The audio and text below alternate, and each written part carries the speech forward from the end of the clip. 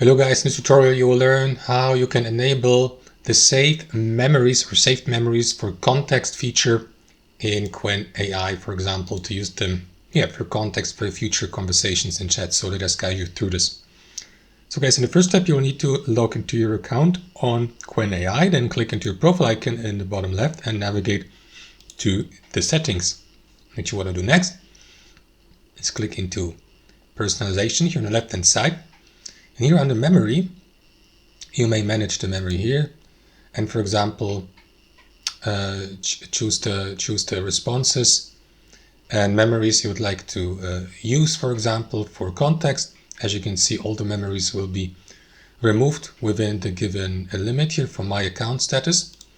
So once you have picked your memories from that menu here under manage, you may also enable this option here.